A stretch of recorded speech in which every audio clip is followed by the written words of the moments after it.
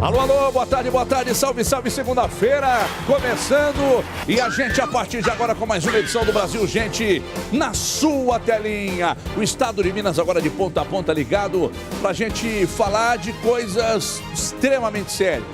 Programa hoje com uma pegada diferente, claro que nós temos na cozinha Simbal Espírito Santo fazendo um picadinho carioca, porque agora a gente vai fazer na cozinha pratos práticos, fáceis para o dia a dia, Ninguém quer prato complicado, difícil, por isso, Simval hoje vai mandar uma receita espetacular na cozinha, fácil de fazer e uma delícia. Ó, vamos falar de um monte de coisas. Por exemplo, hoje nós temos Feliciano Abreu, do Mercado Mineiro, que vai falar dos preços, da variação de preço. Sobe aí pra mim, Melga, por gentileza. Vamos falar da variação de preço, ao contrário. Aí, muito obrigado. Falar dos preços de uma dedetização.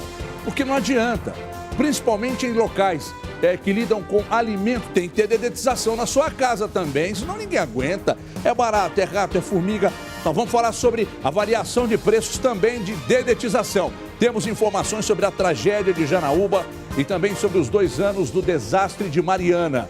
Então, simbora a partir de agora, Brasil Gente Minas, e eu já começo agora com Igor Calian. Vem pra cá, tá comigo aqui. Igor Calian está na redação e a partir de agora a gente já começa a fazer o giro de notícias, de informações. Igor Calian, seja bem-vindo. A gente já começa com um crime maluco no Triângulo Mineiro. Pois é. E você dá detalhes agora e ao longo do Brasil Gente a gente vai falar mais. Tudo bem, Igor? Ô, Everton, tudo bom aí com você? Tudo ótimo. Então tá certo. Everton, exatamente como você bem disse, uma segunda-feira aí recheada de notícias, né? Muitas coisas pra gente falar, como o Janaúba, Mariana. Mas, Everton, vamos começar falando sobre esse roubo. Eu já até queria, Everton, te fazer uma pergunta. Queria que você imaginasse, né? A gente criar uma situação aqui. O quanto deve ser difícil roubar um cofre de uma empresa de valores?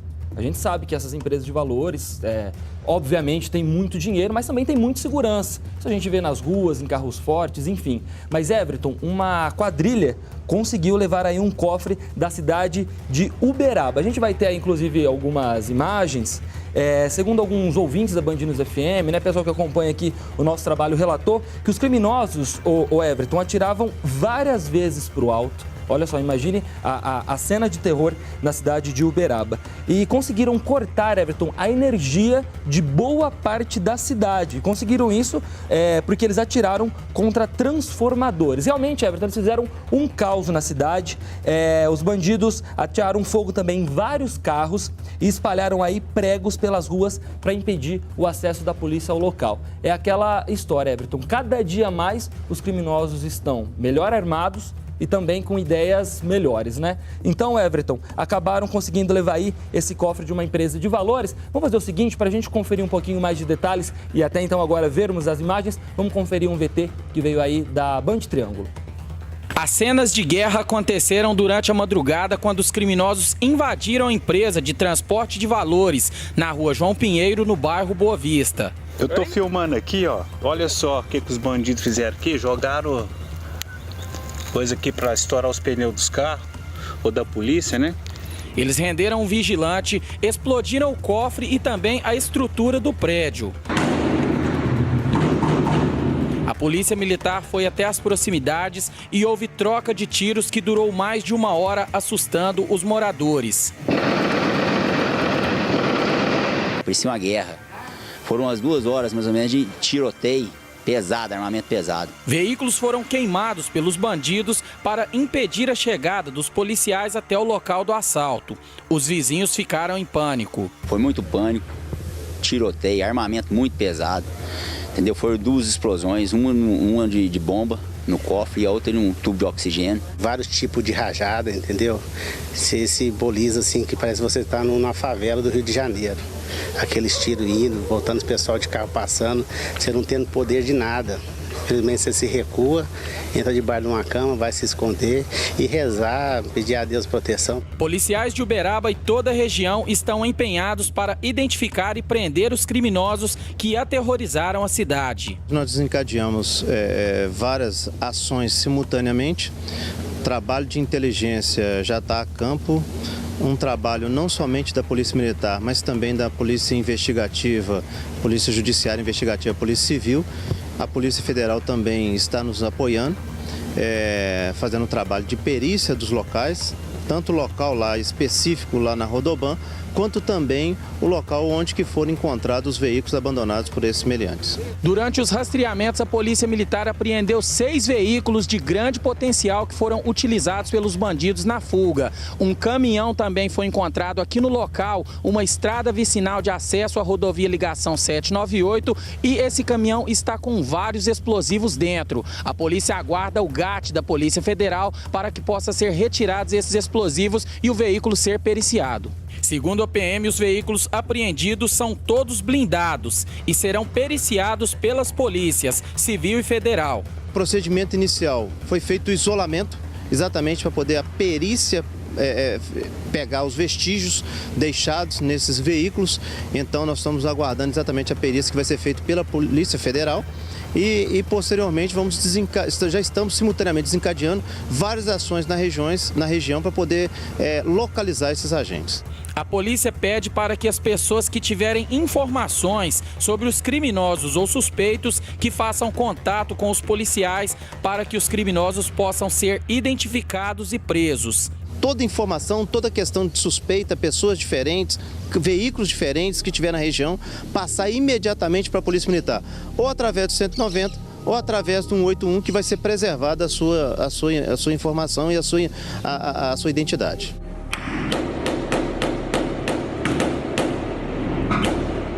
Vamos ficar incessantemente na busca desses meliantes, desses marginais que atuaram aqui na região. Uberaba é uma cidade de médio para grande porte. Aliás, uma cidade de grande porte, né? Deve ter o quê? Para mais de 400 mil habitantes. Mas, naturalmente, que isso assusta, né, Igor? Porque a ousadia dos bandidos quer dizer que eles atiraram em transformadores, né? Para cortar, naturalmente, a energia daquele local onde eles estavam. Atiraram fogo em carros, jogaram pregos para dificultar a perseguição.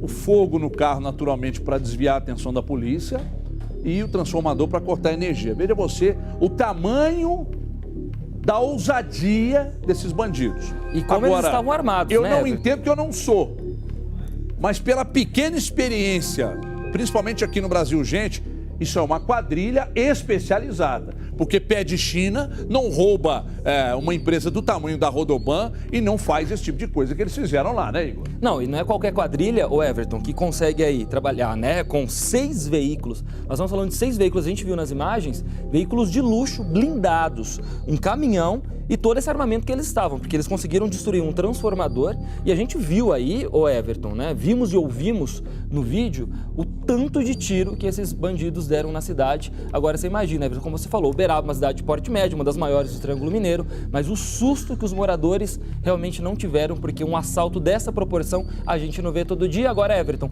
obviamente, como você disse, nós não somos especialistas, mas com certeza essa quadrilha que é especializada, por enquanto, ninguém foi preso, mas é claro que a gente sabe que a polícia aqui de Minas, né, vai fazer um trabalho muito grande para conseguir parar essa quadrilha. E, inclusive, Everton, vale reforçar o que a gente acabou de ver na reportagem, que a polícia conta muito com a ajuda da população para, de repente, qualquer carro suspeito, né, alguém que viu alguma coisa ali no dia do crime, qualquer ajuda agora é sempre bem-vinda, Everton. Muito obrigado, Igor. Daqui a pouco você volta. Daqui a pouquinho eu volto com você aí da redação. Por mais que Minas seja do tamanho que é, a gente se assusta ainda, não é?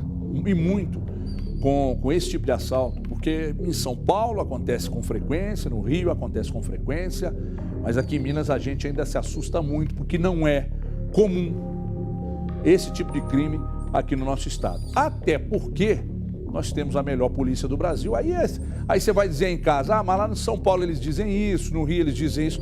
Efetivamente nós temos a melhor polícia do Brasil, que não dá trégua para esse tipo de bandido. Vocês podem ter certeza que as polícias militar, civil, federal vão trabalhar para tentar desvendar isso aí e colocar na cadeia esses bandidos que levaram terror à cidade de Uberaba. Pessoal, 2 anos após a tragédia ambiental em Mariana, nossa equipe esteve novamente no local e a gente vai mostrar agora, num trabalho espetacular de Wanda Sampaio e o Anderson Guimarães, o que restou de Bento Rodrigues. E a situação atual, após 2 anos da maior tragédia ambiental que o Brasil e o mundo assistiram. Veja aí. As investigações sobre as causas da tragédia já foram concluídas, mas o caso está parado na justiça. Até hoje, nenhum dos envolvidos passou um dia sequer na cadeia. E o julgamento ainda não tem previsão de quando vai acontecer. Nós voltamos a Bento Rodrigues 2 anos depois do rompimento da barragem de Fundão. O rejeito de minério de ferro ainda continua aqui, só que agora coberto por toda esta vegetação que foi plantada pela mineradora Samarco. Do alto, quase não dá para ver as casas destruídas pelo mar de lama. As cenas que chocaram o Brasil na maior tragédia ambiental do país foram amenizadas pela presença do mato. A barragem de Fundão estourou na tarde de 5 de novembro de 2015. Uma avalanche de 40 milhões de metros cúbicos de resíduos, o equivalente a 25 mil piscinas olímpicas, destruiu tudo que encontrou pela frente. Moradores de vários distritos foram pegos de surpresa. A mineradora Samarco e as suas acionistas Vale e BHP Billiton não tinham sequer alarmes instalados para alertar a comunidade. 19 pessoas morreram e outras 600 ficaram desabrigadas na região. Para a gente tentar chegar até o local onde a Marli morava, a gente já não passa mais em cima do rejeito de minério de ferro.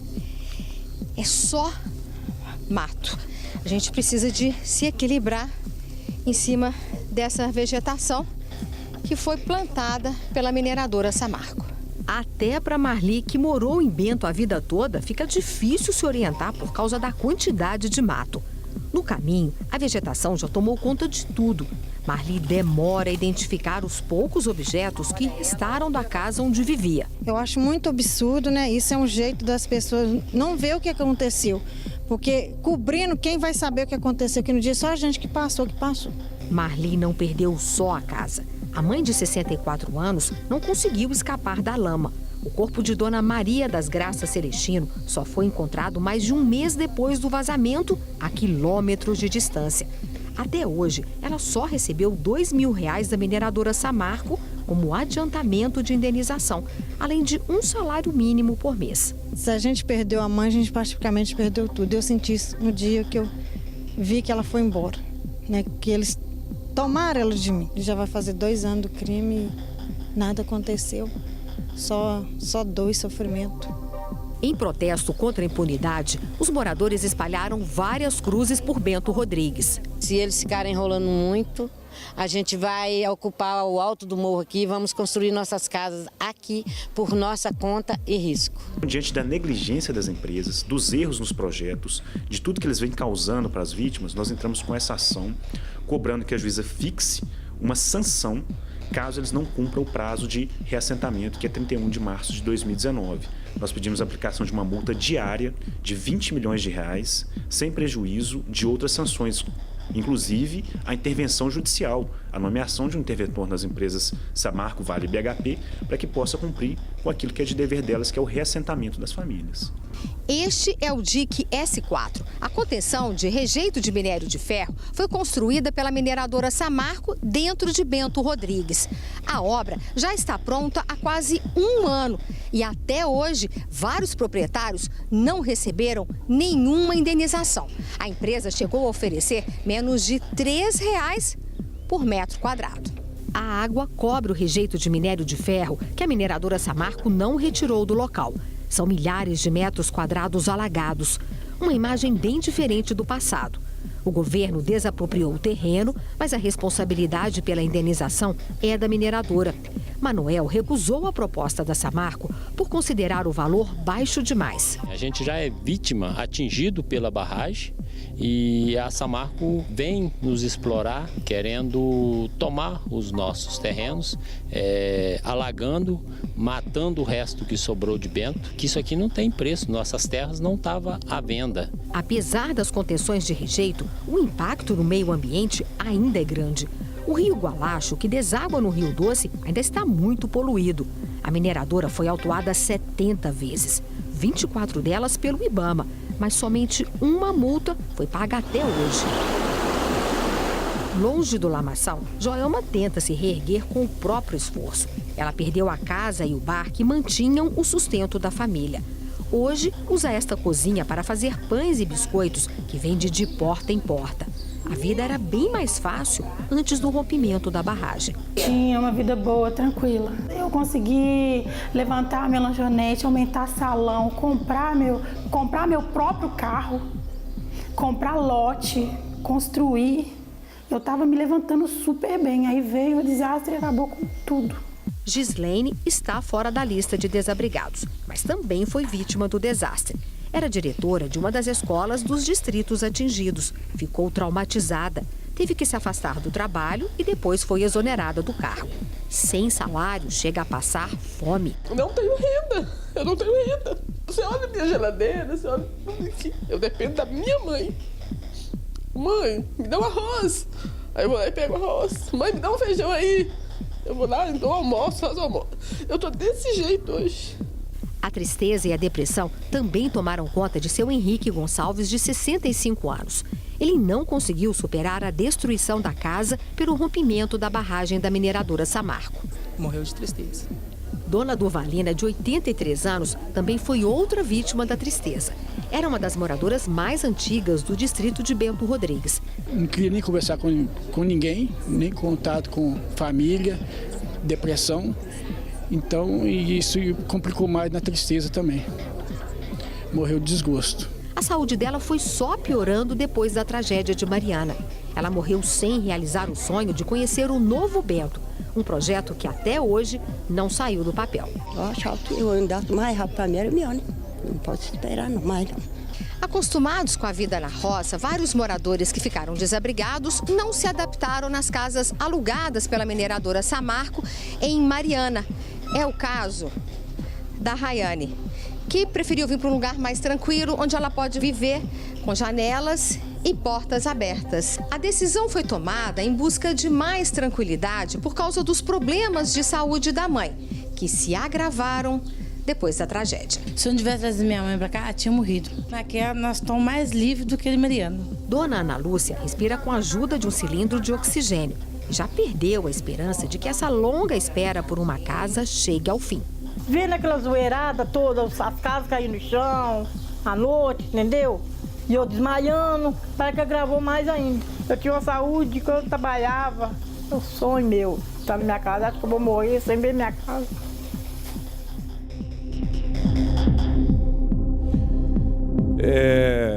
A gente assiste essas imagens, aliás, um brilhante trabalho da Wanda e do Anderson Guimarães, meu primo, que é o Pisquila, que está aqui atrás dessa câmera. A gente assiste essas imagens e cada novas imagens e cada nova história que a gente fica sabendo, que a gente ouve, que a gente assiste, a nossa revolta só aumenta. Sabe por quê? Porque nós não vivemos num país sério. Aí você vai dizer em casa, Everton, mas isso todo mundo sabe. Mas nem com uma tragédia desse tamanho, nem com a tragédia dessas dimensões, o país aprende, o país muda. Mais de 70 autuações contra a empresa só referente a esse caso da tragédia. Uma foi paga, e deve ter sido uma mixaria, oferecendo R$3 por metro quadrado das terras que ainda restaram. Ninguém foi preso, não pagam as multas. Famílias que perderam seus entes queridos, famílias que perderam histórias, porque uma foto, um móvel, a sua vida, ela é formada de pequenos acontecimentos e pequenas coisas. E tudo isso desceu com a lama. O impacto socioambiental, o tamanho da tragédia. E sabe o que restou para nós? Que eles de lá devem... E aí eu estou falando dos altos executivos milionários de uma empresa que fatura trilhões de dólares. É uma banana para vocês, uma banana para o Brasil, que é um país de bananas, porque ninguém faz nada A indignação, ela dura até a página 2 e ninguém faz nada. O judiciário, a cada dia, parte dele, mostra novas páginas que precisam ser esquecidas e ninguém luta por esse povo aí. É duro, viu, companheiros? É duro, é nojento.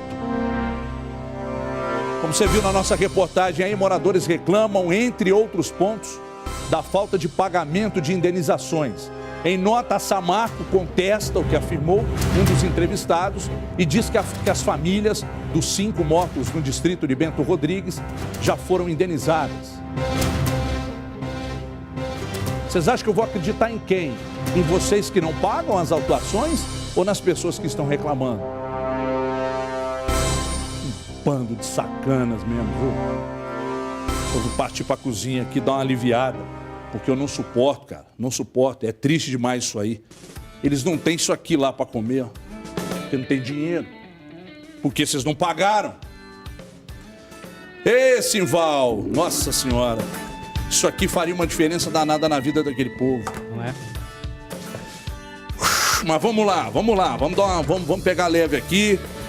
Que hoje tem mais uma delícia na cozinha.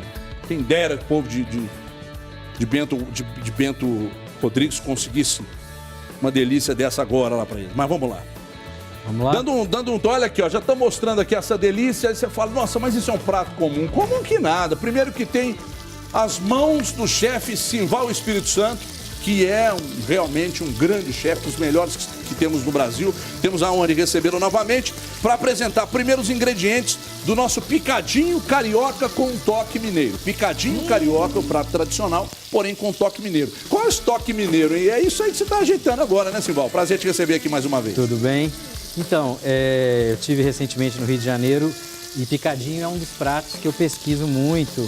Eu sou muito fã da cozinha brasileira. E aí fiquei inspirado e resolvi fazer aqui para vocês esse picadinho carioca. Tem algumas versões do picadinho carioca tradicional, né? Alguns com cerveja preta, outros sem. E aí, pesquisando essas receitas, eu resolvi fazer uma versão um pouco mineirinha. Um toque mineiro. Isso. Que começa com bacon. Que começa com um pouquinho de azeite e um baconzinho no fundo da panela para dar, além de soltar a gordura, né, sabor. A gente depois entrar com a cenoura e com a cebola, que são os que vão dar caramelização para o prato. Então nós temos aqui os filezinhos de contrafilé. Isso. O tradicional carioca é feito com filé mignon, né?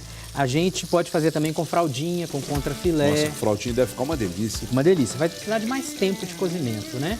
E como o nosso objetivo aqui era mostrar para as pessoas que elas podiam cozinhar com até a faixa de R$40, então a gente fez com contrafilé. Então a gente tem a cenoura picadinha em cubinho ou brunoise, a cebola, cheiro verde, tomate pelate, tomatinho sem pele, né? Pimenta, molho inglês, cerveja preta, azeite. E aqui um toque que não é tão mineiro, mas é de chefe, é que eu fiz o caldo de carne. Caldo de carne. Aí eu trouxe o caldo de carne. É que muitas vezes você que está em casa usa aquele caldo de industrializado. Carne, né?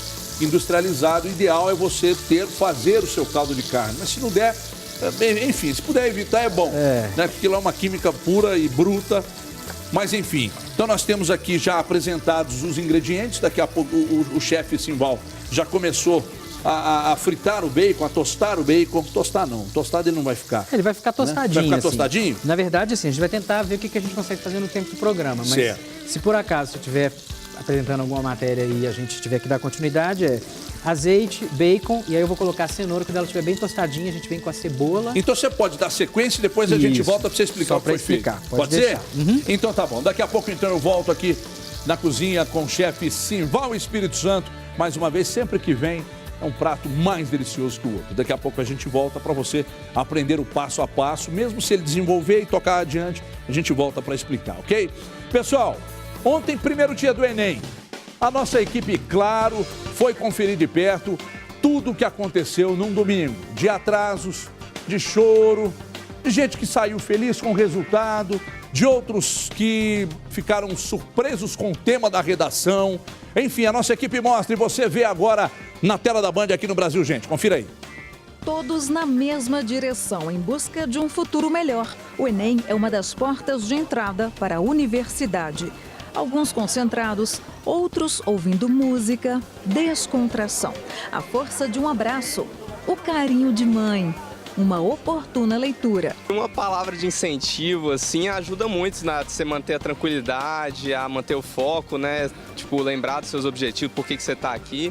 Então, é uma coisa que me ajuda a manter a paz, assim, na hora de fazer a prova, que é muito importante, né? Eu tô vendo que você tá bastante tranquilo, dá até para tirar uma soneca?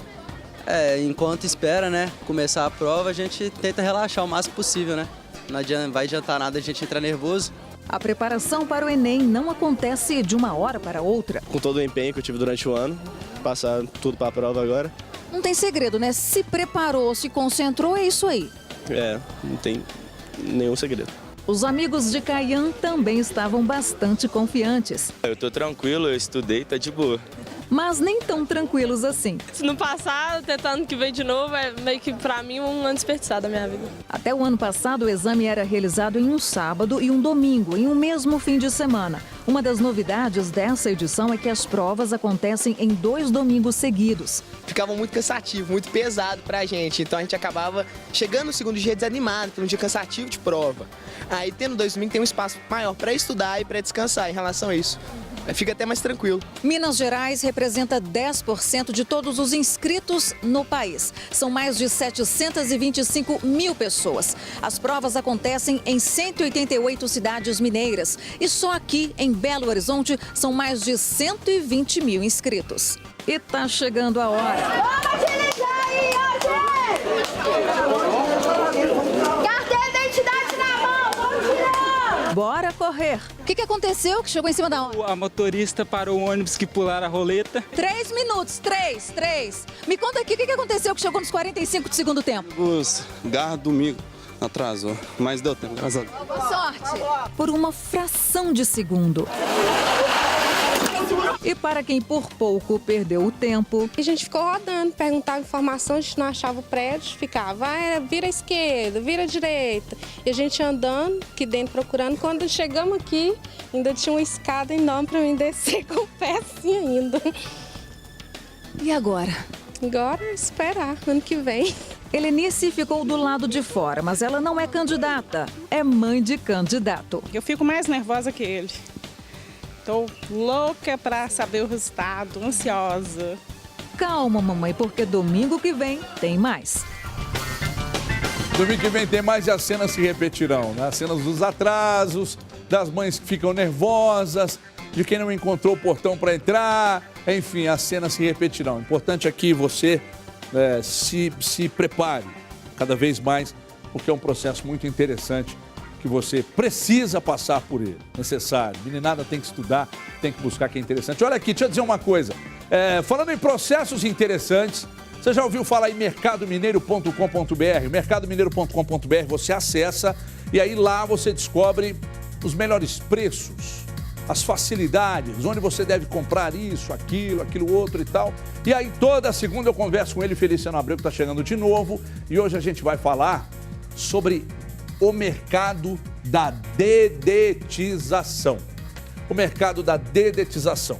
Na minha casa, aliás, tem muita formiga, então eu vou ter que contratar. E você vai me explicar agora qual região está mais barato e a diferença, essa disparidade que existe de preços aí, por gentileza, grande Feliciano Abreu. Tudo bem, Everton?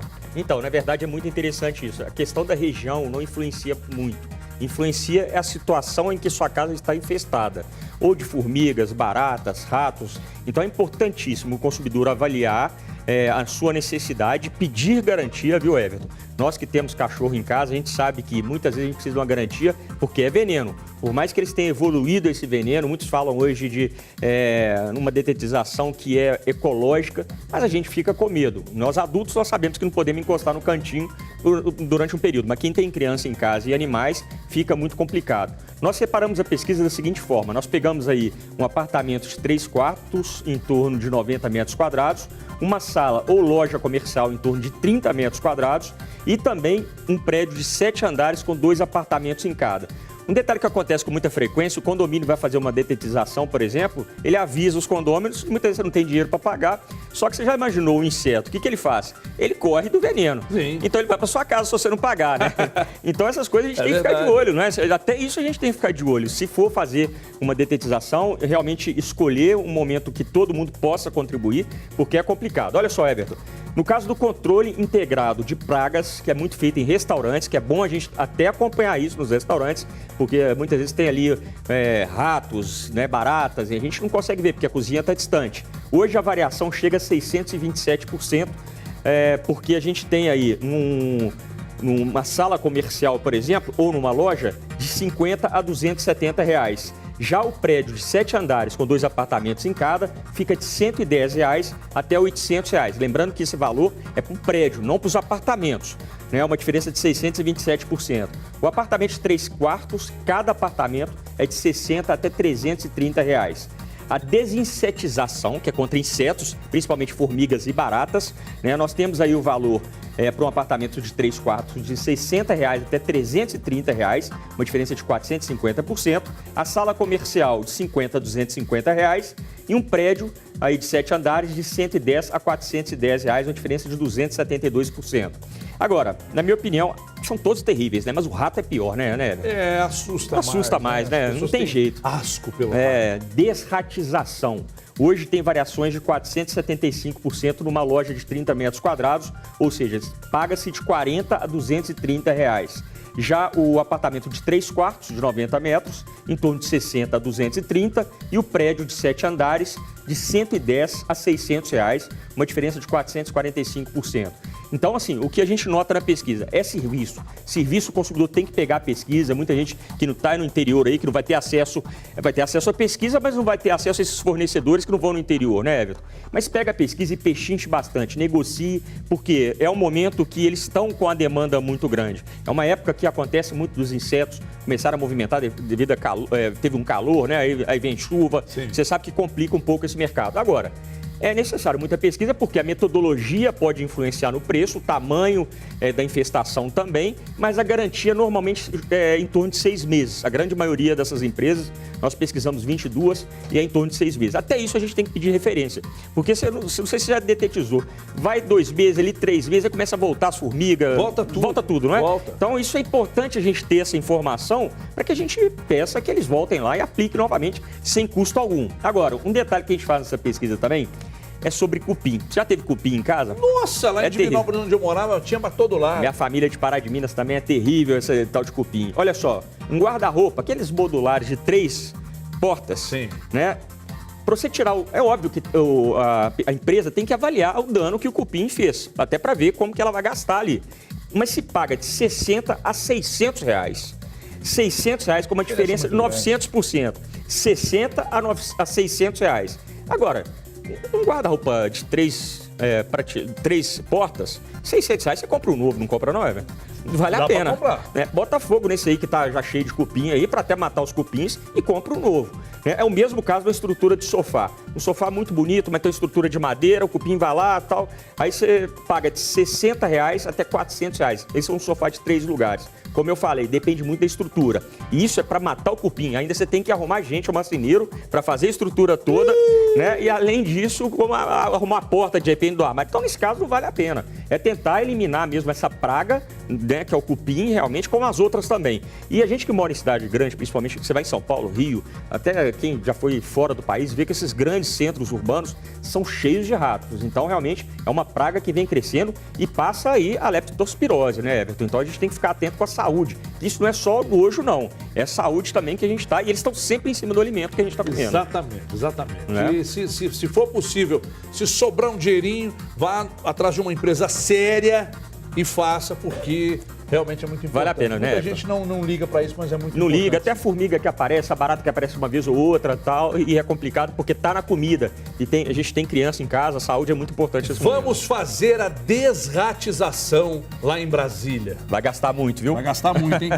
Mas vale a pena. E carretas, pipa cheias. Grande abraço. Obrigado, grande Feliciano Abreu. Bom, daqui a pouco eu volto lá na cozinha Daqui a pouco eu volto lá na cozinha pra gente ver o andamento do nosso picadinho carioca com toque mineiro, preparado pelo chefe Simval Espírito Santo. Porque agora eu vou com Igor Calian de novo, redação, atualizando os números da Polícia Rodoviária Federal, porque foi um feriado meio que prolongado para muita gente e a Polícia Rodoviária Federal acabou de soltar o balanço do final de semana do feriadão. Igor.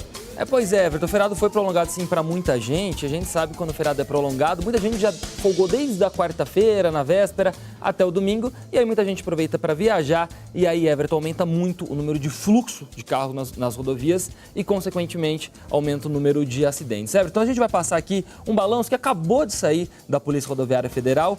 Entre quarta-feira e domingo, ou seja, em todo esse feriado de finados prolongado, nós tivemos 136 acidentes nas estradas aqui do estado de Minas Gerais. Realmente um número muito alto. Feridos foram 141 e mortes 18, Everton. 18 pessoas perderam a vida nas estradas de Minas neste feriado. Agora, Everton, mostrar um detalhe importante que foi até destacado pela Polícia Rodoviária Federal, que é o seguinte: o dia mais violento foi na quarta-feira, a véspera do feriado, quando nós tivemos 35 acidentes e 2 deles com o maior número de mortes. O primeiro na cidade de Timóteo, onde 5 pessoas morreram entre um acidente com um carro e um caminhão. E o segundo na cidade de João Monlevade, quando também um automóvel e uma carreta colidiram de frente e 3 pessoas morreram. Everton, e um detalhe, justamente na quarta-feira nós tínhamos aí o tempo chuvoso. Então, a maioria dos acidentes, né, como eu disse aqui nessa quarta-feira, onde 35 acidentes aconteceram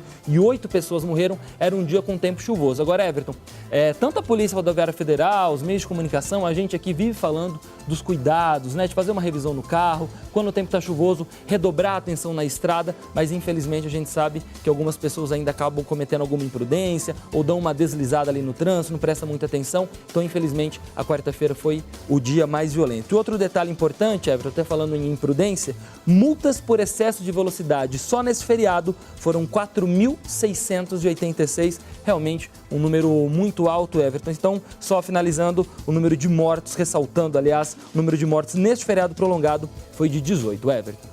Tá certo, então. Muito obrigado pelas informações. Igor Calian, que volta daqui a pouco com mais informações dentro do Brasil, gente, Minas. É importante que você se ligue nisso que o Igor acabou de informar, porque é impressionante, quando você faz uma viagem, pequena que seja, o que você nota de atrocidades cometidas por motoristas nas estradas é um negócio assustador.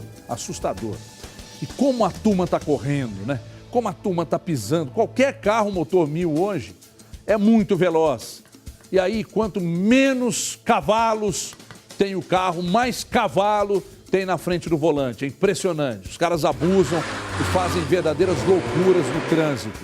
E claro que eu não vou generalizar, mas o que tem de caminhoneiro maldoso na estrada, não estou generalizando, hein? Mas o que tem de caminhoneiro maldoso na estrada, porque dentro da boleia, naquele bruto, ele se acha o homem mais importante do mundo. Não estou generalizando, hein? Eu estou falando de alguns que arrebentam com a classe. Deixa eu dar uma passada rápida aqui. Chefe Simval, a gente fritou o bacon, depois você adicionou cebola. Não, na ordem, vamos lá. Na ordem, vai. A gente colocou um pouquinho de azeite, o bacon, eu coloquei 2 dentes de alho picadinhos. Teve o alho. Tá? Teve. Aí, o alho a gente não quer que ele frite muito para ele não ficar amargo. Aí eu coloquei a cenoura, aí deixei a cenoura ficar bem tostadinha e agora eu tô suando a cebola. Quando ela tiver, acho que talvez quando a gente voltar do intervalo, quando ela tiver bem já suadinha, eu vou colocar a carne aqui. A carne tá sem sal, sem pimenta, sem nada, para ela dar uma selada também. E aí a gente vai depois entrar com o tomate e aí a gente vai temperar. Parte final. Ok, então a gente vai para um rápido intervalo, mas é lá e cá, rapidinho, não saia daí, daqui a pouco a gente volta para a sequência do nosso Brasil, gente, aqui na tela da Band. Não troque de canal, hein? Até já.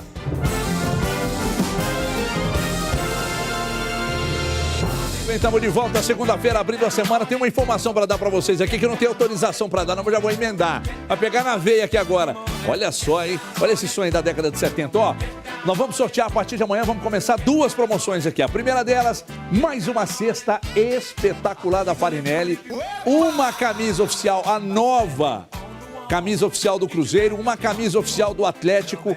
Amanhã a promoção começa pelo nosso Bandzap. Amanhã eu informo pra vocês, amanhã eu informo. Falando em camisa, deixa eu falar da temporada de terno, Ponto M com até 50% de desconto. A Ponto M está com uma promoção imperdível na compra de um terno, você paga somente 50% no segundo. É isso mesmo, metade do preço. De repente você quer dar uma mudada no seu guarda-roupa, ou você tem um amigo que também está precisando de um terno, final de ano é festa, é formatura, chama ele para ir junto com você, e aí vocês aproveitam, cada um paga 75% dos dois.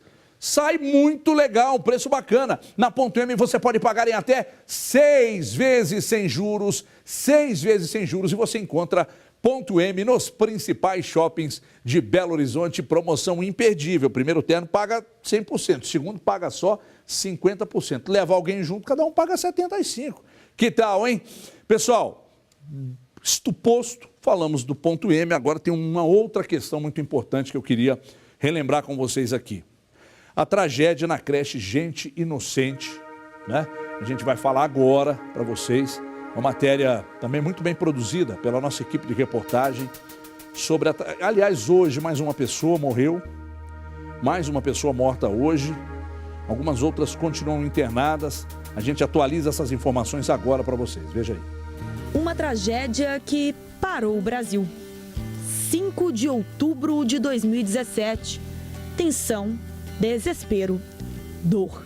Cara, uma coisa horrorosa. Não sei como uma pessoa tem uma capacidade de fazer uma coisa dessa. Arrumei a faixa das 15 crianças, eu salvei e tirei 4 já mortos, já, que não teve jeito de eu salvar. Crianças, gente inocente, como o próprio nome da creche atingida já diz. Foram elas, além de professores e funcionários, os alvos de Damião Soares Santos, o vigia que ateou fogo no próprio corpo e incendiou a escola em Janaúba. Alguns guerreiros sobreviveram, outros deixaram saudade. Mas ela lutou, ela queria estar perto da mamãezinha dela. Ao todo, 12 mortos. Mais um óbito justamente quando se completa um mês dessa tragédia. Geni de Souza, auxiliar de professora. Ela foi transferida para o Hospital João 23, em Belo Horizonte, com 70% do corpo queimado no dia 6 de outubro. A gente realmente optou por essa decisão de transporte para que elas pudessem receber um tratamento mais adequado. De acordo com a Fundação Hospitalar de Minas Gerais, 3 pessoas continuam internadas na Santa Casa de Misericórdia de Montes Claros. 2 crianças e um adulto, todas em estado estável. Outras 4 pessoas estão no Hospital João 23, na capital mineira. Uma mulher que trabalhava na creche e uma criança estão em estado grave. 2 outras estão estáveis. Uma tragédia que fez com que o Brasil desse as mãos, orasse pelas vítimas, pelos pequenos gigantes. Que o povo abrisse o coração e os braços para a solidariedade.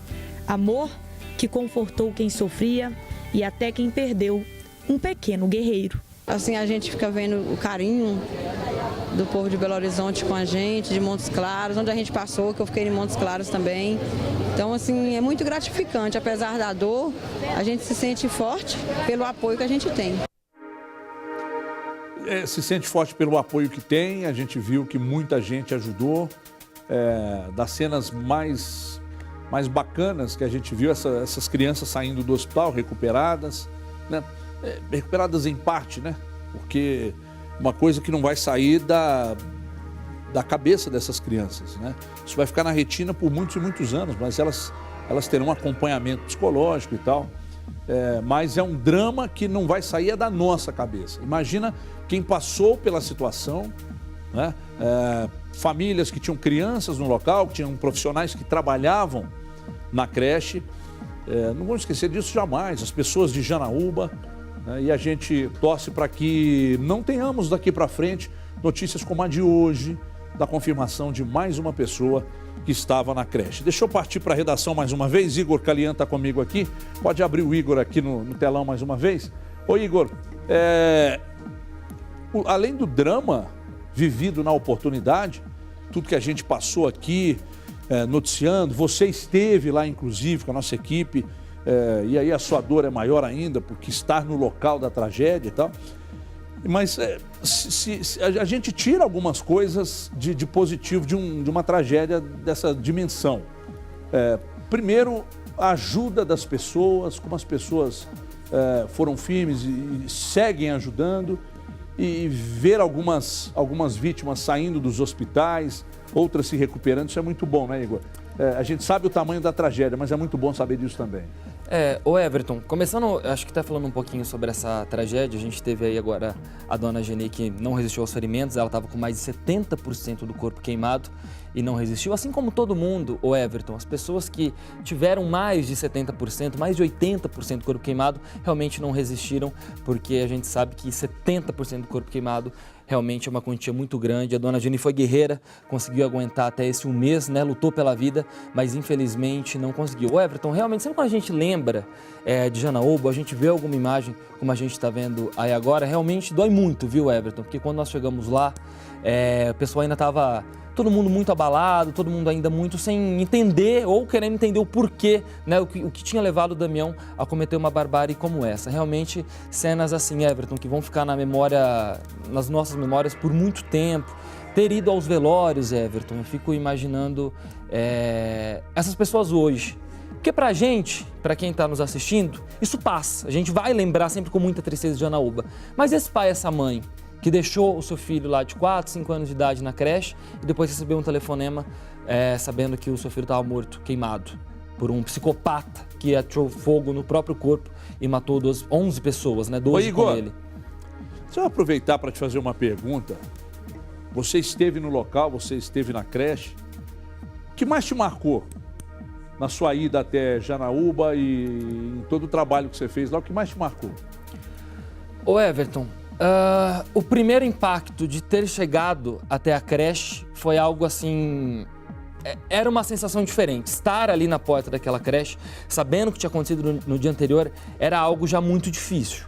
E aí, obviamente, a gente foi conversando com moradores, ouvindo as histórias, essas histórias de pessoas que pararam tudo que estavam fazendo, pegaram seu carro, foi lá ajudar, pessoas que se arriscaram. Aquela professora, Everton, que entrou 3 vezes, teve mais de 90% do corpo queimado. Então, aquele primeiro impacto com a creche foi muito, muito difícil. Mas, o Everton, eu acho que uma cena que e acho que o Wanderson Guimarães estava comigo também, né, o nosso cinegrafista, foram os velórios, o Everton. O primeiro, a gente chegou no momento que o caixão já estava saindo para sepultamento. O pai não conseguia falar com a gente, ele não tinha condições de falar com a gente. Ele não conseguia autorizar a gente a entrar, ele não... É um pouco difícil, Everton. Foi difícil. O segundo velório, vou até narrar isso, também não é algo muito legal de ficar lembrando, mas o caixãozinho da criança estava aberto, né? E estava muito queimado, Everton. Era um corpo de uma criança de 4 anos muito queimado.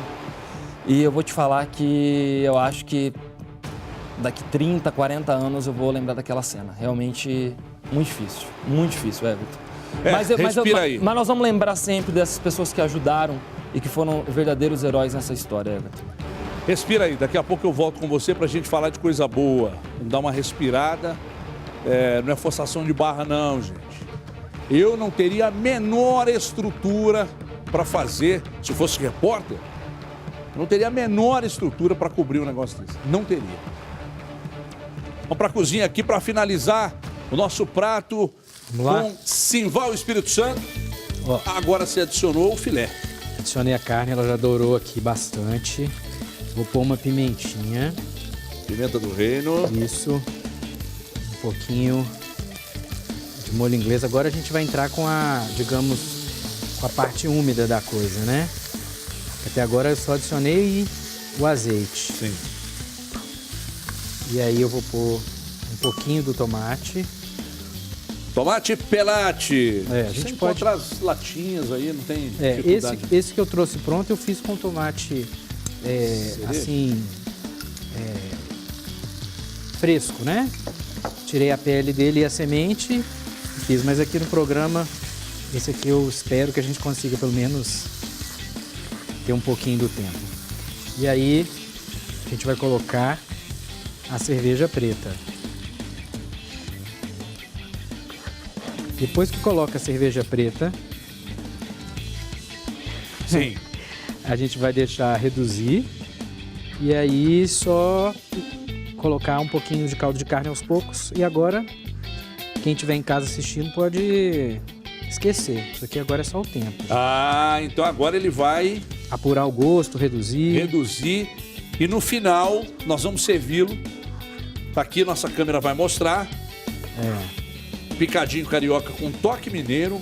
Um arrozinho bem soltinho. Branquinho. E um ovo frito, que é um prato rápido, fácil e simplesmente delicioso. Sival vai continuar no nosso prato, que é um prato que, como ele disse, demora agora, até reduzir, demora, mas o produto final está aqui. O produto final está aqui, que você está acabando de conferir, né? E aqui a gente vai seguir, depois de pronto, experimentar, claro, mas eu já vou aproveitar para experimentar esse que você fez aqui, que você trouxe pronto. Antes de finalizar e chamar a saída. Pega um pouquinho que tá quentinho esse aqui. Quentinho melhor, né? Aqui, ó. Tem que ter um pedacinho do ovo, claro. O carioca ainda colocaria uma farofinha. Delicioso, mas agora eu tenho que ir embora. E volto amanhã na internet. Você vai ver o resultado final aqui desse prato delicioso do Simval. Mostramos aí todos os contatos do Simval Espírito Santo. E aí você, claro, se liga que amanhã a gente volta, porque já está na hora. Você me conta e depois eu repasso o seu segredo aí. Grande abraço a todos, boa semana, até amanhã.